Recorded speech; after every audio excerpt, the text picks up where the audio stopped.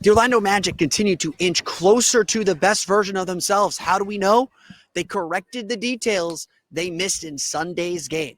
A big win for the Orlando Magic over the Golden State Warriors today on Locked On Magic.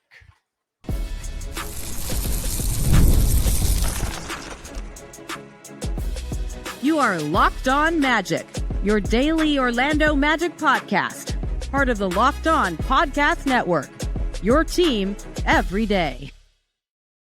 And you are indeed Locked On Magic. Today is November 18th. It will be November 19th, 2025. My name is Philip Rossman-Reich. I'm the senior writer over at OrlandoMagicDaily.com, credentialed member of the Orlando Magic media since the 2012 season, coming to you from the Kia Center as the Orlando Magic defeat the Golden State Warriors 121-113.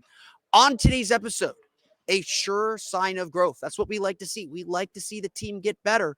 How the Orlando Magic got the details right in this one that they got wrong in Sunday's game, and how the Magic built on a good performance with a big win. Plus, how the Magic contained Stephen Curry and what that says about the direction this team is going. We're going to talk about that coming up here in just a moment. But first, we want to thank you again for making Locked On Magic part of your day every day, no matter when you listen to us, whether it's first thing in the morning, whether it's right when we upload. We truly appreciate you making Locked On Magic part of your day every day. You can make Locked On Magic an even bigger part of your day by being one of our Orlando Magic dailies, one of our everydayers. That means you're listening 5 days a week. That means we are in your podcast rotation. That means we are your first listen of the day. We truly appreciate you for making Locked On Magic part of your day every day. We truly appreciate all of you who have helped make the Locked On Podcast Network the #1 sports podcast network. The Locked On Podcast Network, it's your team every day. Today's episode is brought to you by FanDuel. Right now, new customers can bet just $5. And if your bet wins, you'll get $300 in bonus bets to use across the app. Head to FanDuel to get started. It's been a tough start to the season. I mean, I think everybody feels it. Everybody sort of senses it, that this season hasn't gone to plan. It hasn't gone the way that everybody expected it to. And so we've been kind of sitting here looking for signs of life, looking for signs of progress, looking for how this team pushes forward and how this team becomes the team we imagined that they could be. That, of course, starts with identity. That starts with doing the things that we expect this team to do. It starts with the Magic being that lockdown, physical defensive team that nobody likes to play against. It starts with moving and sharing the ball, using that defense to create the offense. That was the whole point of the pace thing. And it's about just this mental discipline that has been at the heart of what was successful about this team. What was frustrating about the 1-4 start was not the losses. It was never quite the losses. You're going to lose games over the course of the season. It's not impossible to have a 1-5 stretch. Magic happened to have theirs at the beginning when everyone's paying attention, but it can happen during the course of a season. It's a long season. What mattered about those losses was how it was happening. The Magic getting out-toughed, out-physical, getting pushed around, and not quite having that mental fortitude that has made this Magic team one of the best up-and-coming teams in the league, that has made this Magic team a team that everybody believed in would just need Desmond Bane to add things to. That is what's been corrected over the last 9 games now, where the Magic are 6-3. That's what's been corrected about how the Magic have been playing, is they are starting to look like the team we imagined, with a little bit better offense sprinkled in. It's not perfect, but it's better. It's getting there. And this team is continuing to grow in these stages. We talked after Sunday's loss to the Rockets and talked about how this is in the right direction. Even in that defeat, even in that loss, Orlando looked like the team we wanted them to be, and they missed shots at the wrong time. They didn't have these which were mostly called the details, to go out and get that win. And some nights you have those, some nights you don't. Make or miss league, all that stuff, all that kind of all that, things that you can't always control completely.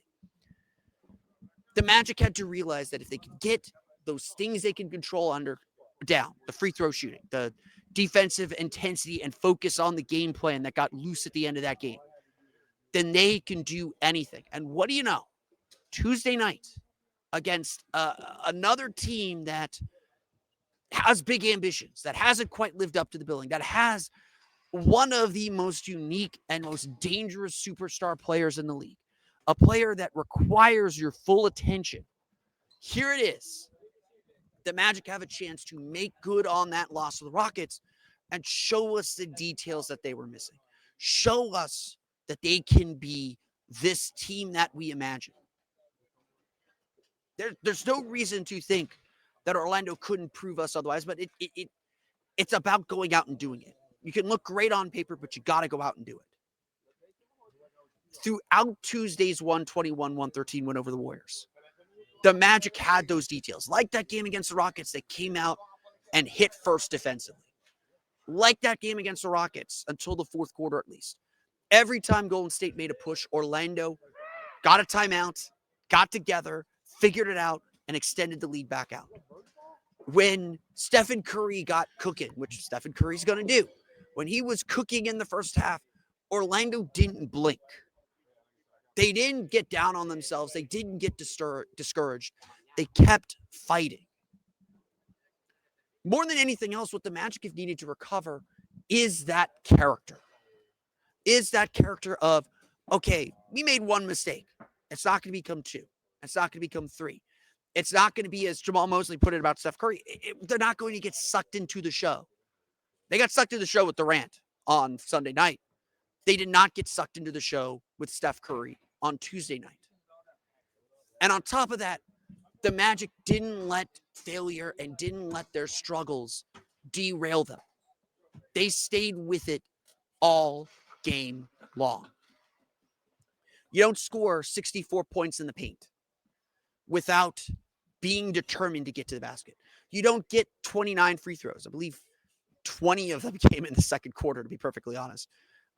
You don't get to the line that much without a determination.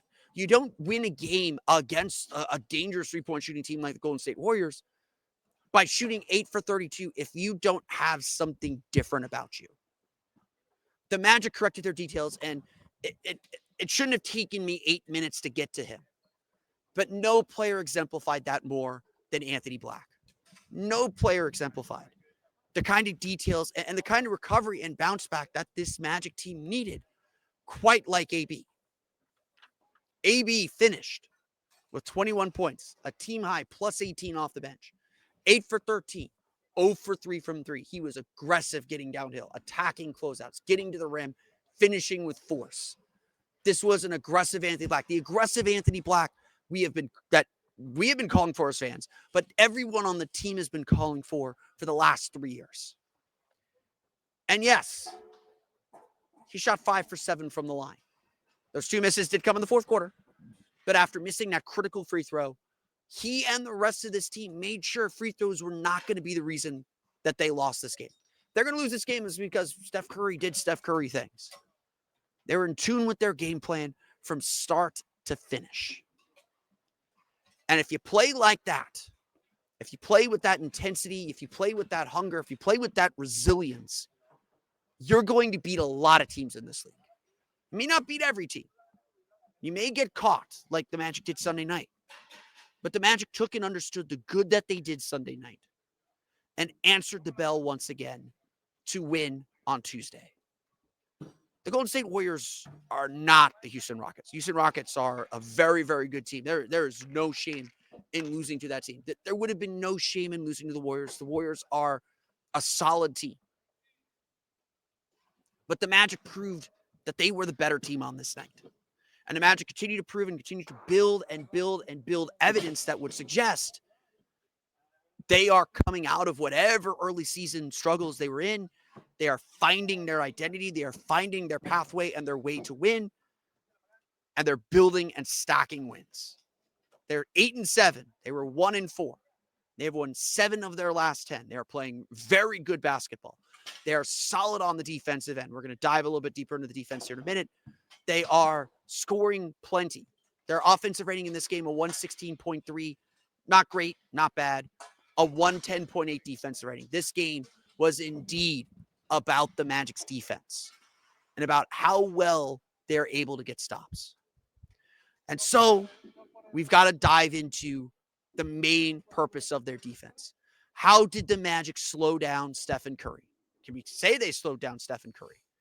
We'll talk about containing Curry and how that and that attention to detail spread to the rest of the effort. We'll get to that coming up here in just a moment.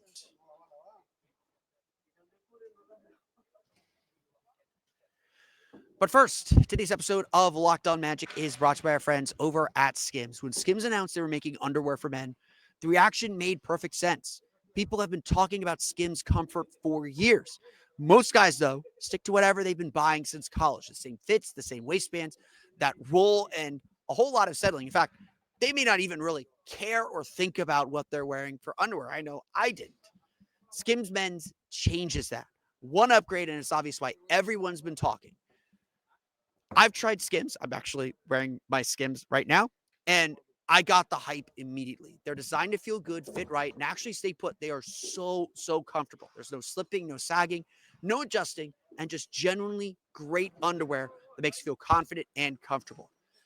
It's really, you can feel the quality of the fabric. You can feel the quality of the product, and they make you feel like you're not wearing anything. They don't ride up. They don't lose their shape, and they hit exactly where they're supposed to on the thigh or wherever you need them to. Shop Skims Men's now at skims.com. And when you place your order, choose podcast in the post-purchase survey and select our show from the drop-down menu to let them know we sent you. Again, that's Skims Men's at skims.com. Go to podcast and pick our show. Plus, the Skims holiday shop is open. So if you're looking for the perfect gift this season, men or women, Skims has you covered. Today's episode of Locked On Magic is brought to you by our friends over at FanDuel. The NBA is back, and there is no better place to get in on the action than FanDuel, the official sports betting partner of the NBA. Even if you miss the start of the game or want to ride the hot hand, FanDuel has live bets on everything from who will score next to fourth quarter comebacks. Plus, you can even combine your live bets into a same-game parlay for a shot at a bigger payout. It keeps every game exciting, especially when your team is making that late push. The Orlando Magic are actually underdogs in today's game for just the third time this season. The Orlando Magic are 3-0 as underdogs with 2 outright wins, beating the Knicks and beating the Warriors. They were underdogs against the Rockets, ended up covering the spread in overtime. FanDuel has pretty much anything you could think of, whether it's college football, NFL, NBA futures. You could get in on NBA Cup action. It has it all. And right now, FanDuel is giving new customers $300 in bonus bets when your first $5 bet wins. So head to FanDuel.com to sign up and play your game with FanDuel, the official sports betting partner of the NBA.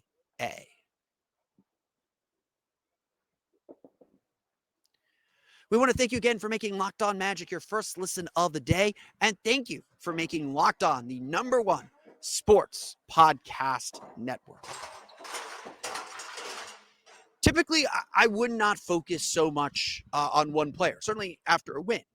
And it's going to feel a little weird to say that the Magic did a good job on someone who scored 34 points on 12 for 23 shooting and 7 for 15 from 3, who had 9 assists and was forced into 5 turnovers. It might be a little weird because Stephen Curry was a huge factor in every facet of this game. You cannot talk about playing the Golden State Warriors without talking about Stephen Curry because everything is geared to him.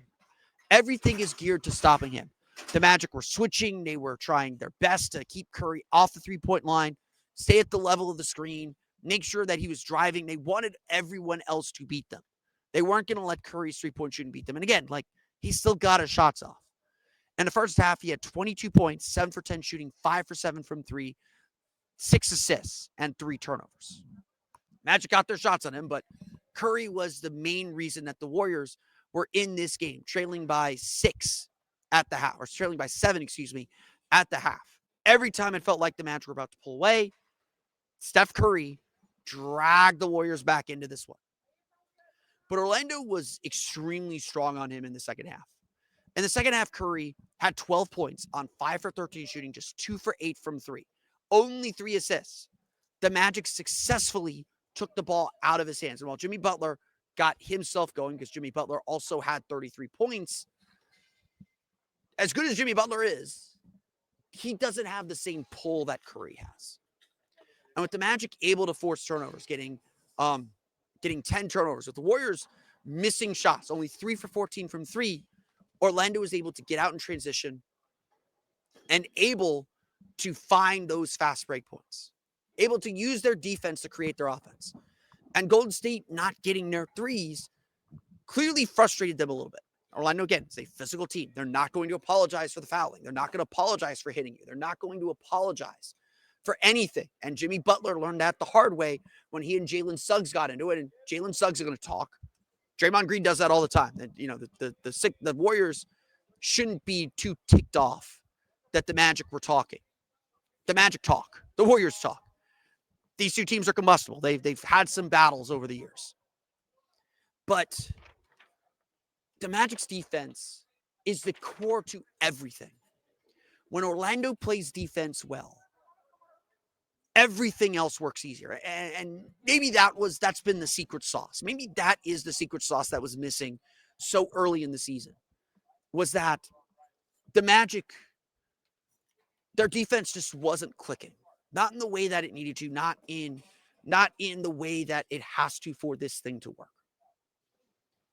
And so when the Magic got their defense clicking and used it to create their offense, because Orlando had 28 fast break points. Could have been even better. They were 11 for 22 on fast breaks. 28 fast break points.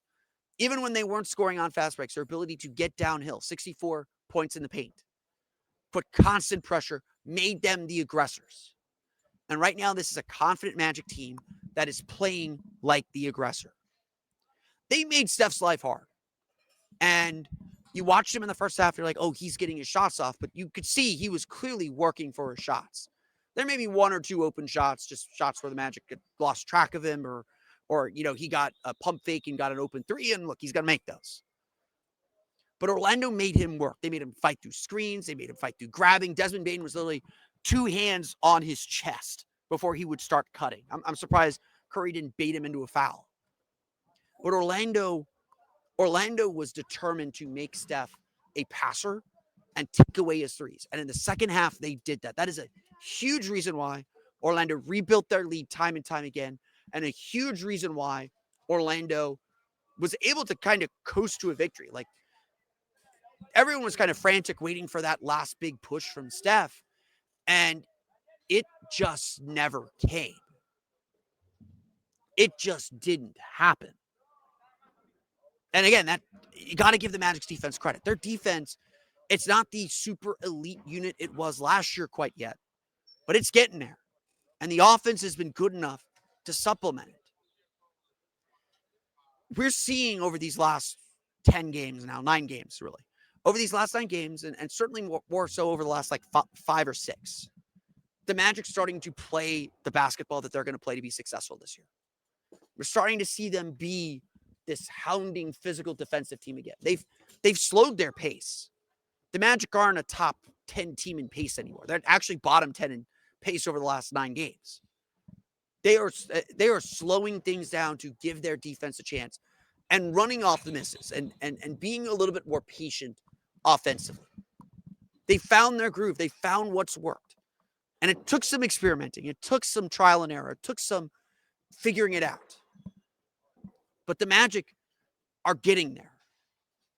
And look, we can say a lot of things about this Golden State team. Like, listen to our friends at Locked On Warriors. I'm sure they got a whole take on this. I'm sure they got episodes and episodes and episodes trying to talk about why the Warriors aren't who they thought they would be and aren't doing what they thought they would be doing. I'm sure we can talk all about that. But they're still tough. It's still Steph Curry. It's still Jimmy Butler. It's still all of those pieces. They've still got enough shooting besides Steph Curry to scare you. And maybe the Magic gambled. Maybe their defensive strategy, if they try this again in Golden State in December, won't work. And Buddy Hield will hit those shots, and Moses Moody will hit those shots. And Kuminga will be back, and he's another downhill attacker that you got to worry about. But right now, the Magic are playing with a ton of confidence on defense. And that's been leading the way. This was a stellar defensive effort. I mentioned they had a 110 defensive rating for the whole game. For the second half, the Magic had a 106 defensive rating. Their offense was only 105.9. Orlando's offense, they missed a ton of threes. Like the reason why this game felt so helter-skelter is it felt like they were hanging on. And the Magic, unlike Sunday, made enough shots and made the offensive plays they needed to get this win. Credit to Anthony Black. We'll talk about him in a minute. Credit to so many players. The Desmond Bane 3 with about 30 seconds left, a minute left. I was sitting there in the fourth quarter saying, like, the Magic are going to have to hit a 3 to win this game and put this game away. And when Desmond Bane hit that 3, that was it. That was all they needed. So good effort and a good showing for the Orlando Magic in this one on the defensive end first. And that's why they are where they are. Let's run through the box score because there's a lot to talk about in this box score. We'll get to that coming up here in just a moment.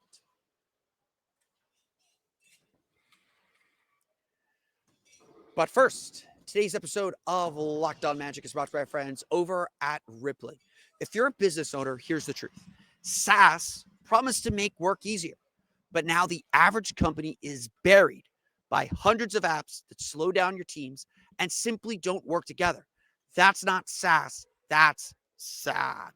Software as a service. That's why you need Rippling. Rippling is the unified platform for global HR, payroll, IT, and finance all in one place.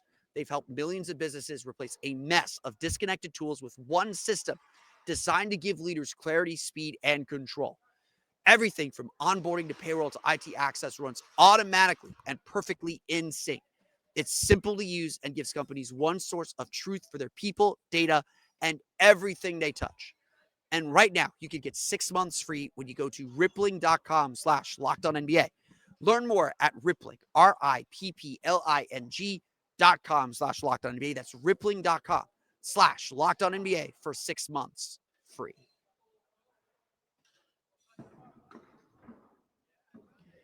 Let's run through the final box scores. The Orlando Magic defeat the Golden State Warriors 121-113. Desmond Bane led the team in scoring. I'm going to get to him in a minute, but star of the game was Anthony Black.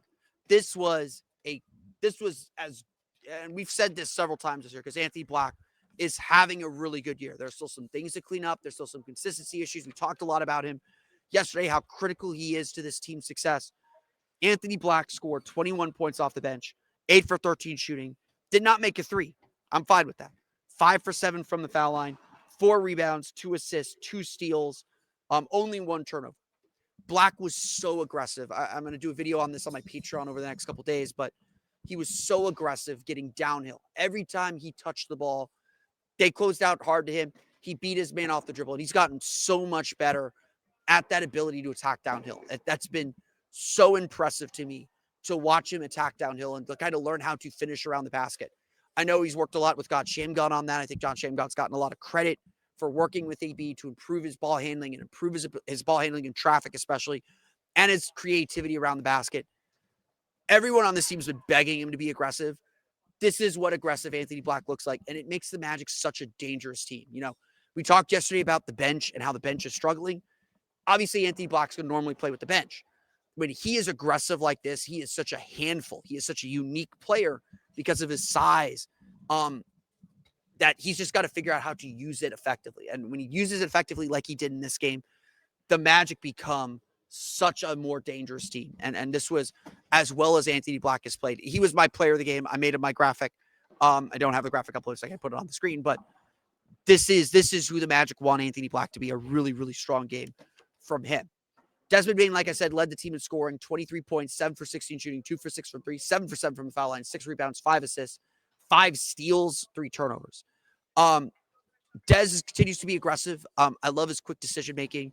I loved his quick decision-making all year long. Like, the three-point shot may not be what we want it to be, but the bonus of Desmond Bane, the reason why Desmond Bane was the guy, was because he can attack downhill.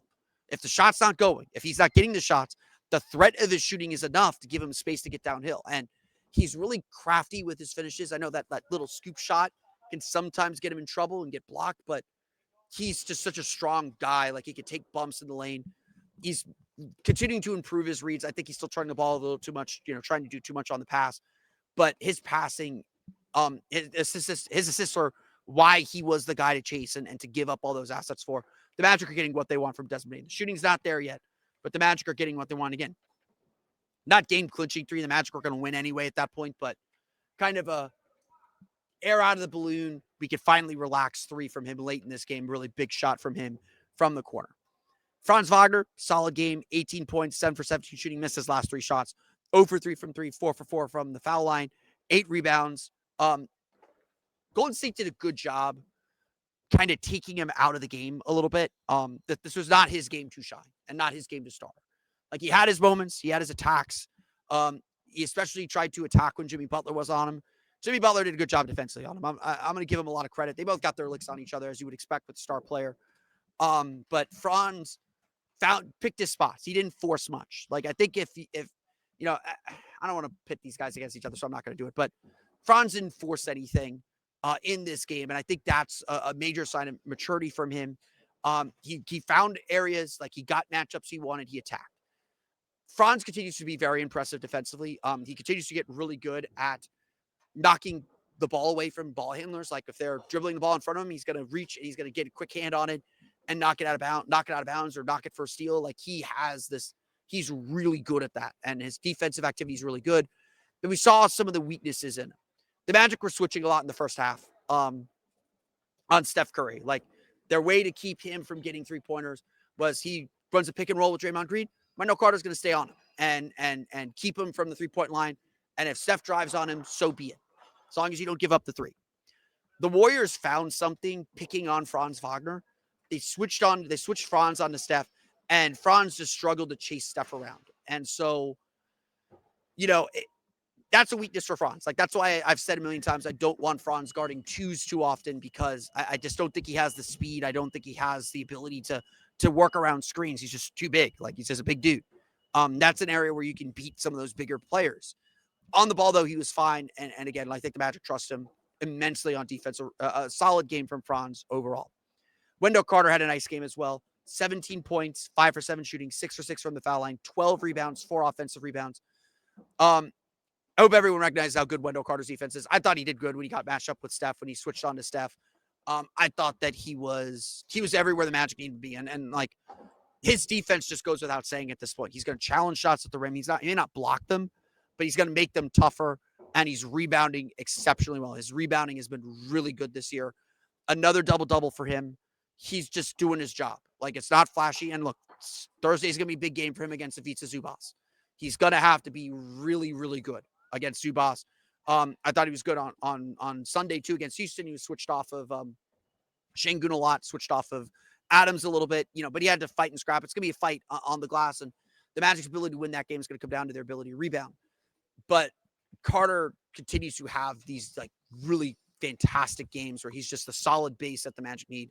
I am very happy to see that there are people applying to be members of the Wendell Carter fan club. I am here to accept your applications on Wendell Carter Isthmus. We've got plenty of property still available, but it is running out. So Carter's definitely changed the tune for a lot of people, and again, like, he's playing very, very well. So I want to give him those props. Tristan da Silva things, 15 points, 6 for 13 shooting, 3 for 7 from 3. A lot of that in the first half. He played really, really well. This not a liability. I think teams still view him as, oh, that's the rookie, attack him. We can hide stuff on him. Like, that was definitely something that happened. Teams are finding out very, very quickly and early into these games, like, oh, no. We got to pay attention to him on the scouting report. He's continuing to do things that aren't just catch and shoot threes. His role is expanding, and it's going to expand very, very quickly here as it continues to develop and grow this season. It's been a fantastic start to the season. Jalen Suggs returned from the sore groin to play in this game, and the Magic don't win this game without Jalen Suggs. Like, Anthony Black is a good defender, and he would have done fine on Steph, but Jalen Suggs, I think, just wore into Steph Curry throughout the course of the game. They mostly matched minutes, not completely, but Suggs struggled with his shot, 4 for 11, 0 for 7 from 3. So he made all of his 2s, missed all of his 3s, didn't get to the foul line, 3 rebounds. Oh, sorry, I'm reading the wrong. He got the foul line 5 times, 5 for 5 from the foul line, 5 rebounds, 8 assists, a team high 8 assists. Did have 3 turnovers. So turnovers are still, Suggs still makes these wild passes a little bit, but just doing a good job getting in the paint, feeding guys out. The legs probably weren't there for a shot, but you expect to make shots. If you're going to be a volume shooter, you're going to have bad shooting nights. Like this was a bad shooting night for him. You trust him to make shots, and you trust him to get 6-7 shots up a game. He's gonna get his. You want Bane to get some of those shots too, but he's gonna get his. I like what Suggs did defensively. I thought he really worked Curry and made Curry work, and I think that did wear him down at the end. A lot of credit to Jalen Suggs. He's just tireless out there.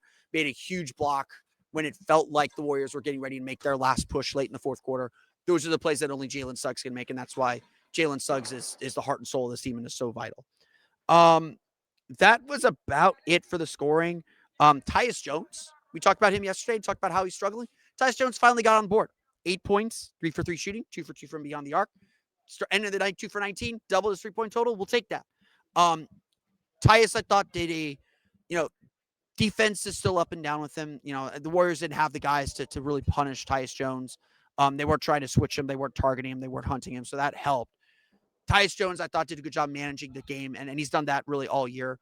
Making that first 3, I think, lifted the ceiling a little bit, like kind of eased the pressure and tension, hit a floater. If the Magic can get 7-8 points from Tyus Jones every night with a 3, that's going to be enough offense. Like that, this is what they imagined from Tyus Jones, and this is what they're hoping to get.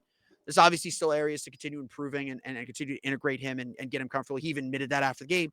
Like, I'm still kind of learning where my spots are going to be in the offense, but a really good start. Again, you're not going to complain. He hadn't scored in 7 games. He got on the board, made an impact. You won by 8, and he scored 8. Can't tell me those 8 points weren't important at the end of the day. So a really nice game from him. Orlando ends up shooting 8 for 32 from 3. That's 25%, but they're 50.6% for the game as a whole, 27 of 29 from the foul line. Like I said, they learned from their mistakes. Turnovers didn't hurt them very much. 14 turnovers for 16 points. They had some loose moments, and I thought, everyone likes to complain about Jamal Mosley and his timeout management. I thought Jamal Mosley did a very, very good job when the defense got loose, even once on Steph Curry. And the Warriors made a little bit of a push. He called timeout. They came out of that timeout, except for one timeout where they turned it over on offense. But they came out of those timeouts, locked back in on defense, back in tune with the game plan. That's an effective use of a timeout. And I thought that Mosley did a great job with that. And the Magic, again, snapped back to attention when they needed to. Orlando got 28 fast break points to Golden State's 14. They got 64 points in the paint to Golden State's 46. Golden State scores the fewest points in the paint in the game. They don't give up a ton, so the Magic did a good number on a solid Warriors defense. But a great effort for the Orlando Magic, and frankly, just a really nice win. Like, again, Golden State may not be a championship contender. They may be kind of in the same tier of the Magic as, like, if things break right, they'll get a deep run. They've got talent. They've got an identity. The Magic took care of their business in this one. They were in control pretty much the entire game. They built several leads of double digits. They led by as much as 15 in the second quarter. They withstood the Steph Curry runs and the Steph Curry onslaughts. They recovered. They stuck with it. This was an identity win. This is exactly how the Magic need to play, and they continue to build good performances. And so hopefully we can stop talking about the 1-4 start and say, okay, this is who the Magic are now. They're going to win more games than not. And they're really just about, okay, are they going to make shots tonight? And how are they going to respond if they don't make shots? The Magic responded exactly how they need to respond, and got, again, a really nice win. I don't care. The Warriors may be a 45-win team or a 44-win team or low 40s win team, but that's still Steph Curry on the other end. That's still that jersey. That's still everything that makes them difficult. And the Magic handled it very, very well and picked their spots to really extend their lead and play better. The Orlando Magic defeat the Golden State Warriors 121-113. They are back in action here at the Kia Center on Thursday against the LA Clippers. You can already see they're getting ready to remove the court so we can get our new City Edition court down on the floor, thanks to the Kia Center Arena Ops crew for their hard work on that. But that's going to do it for me today. I want to thank you all again for listening to today's episode of Locked On Magic. Of course, find me on Twitter at @PhilipRR_OMD and on Blue Sky at PhilipRR. You can subscribe to the podcast on Apple Podcasts, Stitcher, TuneIn, Himalaya, Google Play, Spotify, Odyssey, and all the places you download podcasts to your podcast-enabled listening device. You can find us on YouTube as well. Just search for Locked On Magic. For the latest on the Orlando Magic, be sure to check out OrlandoMagicDaily.com. You can find us on Twitter at @OMagicDaily. And for even more Orlando Magic content, be sure to check out my Patreon page, Orlando Magic Hub, at patreon.com/Orlando Magic Hub. As always, thank you for your support. We'll be breaking down Tyus Jones' game there tomorrow and we'll be talking about Anthony Black. I'll probably do a playbook video on Anthony Black for Thursday as we look ahead to the next game. Now that you're done making Locked On Magic your first listen of the day, go make the Locked On Fantasy Basketball Podcast your second listen of the day. Josh Lloyd hosts the #1 fantasy basketball podcast, giving you daily tips and helping you win your league, all while making you a smarter NBA fan. Find Locked On Fantasy Basketball on YouTube or wherever you listen to podcasts, all part of the Locked On Podcast Network. It's your team every day. That's going to do it for me today, though. I want to thank you all again for listening to today's episode of Locked On Magic. We'll be back tomorrow for another episode of Locked On Magic. But until then, for Orlando Magic Daily and Locked On Magic, this has been Philip Rossman-Reich. We'll see you all again next time for another episode of Locked On Magic.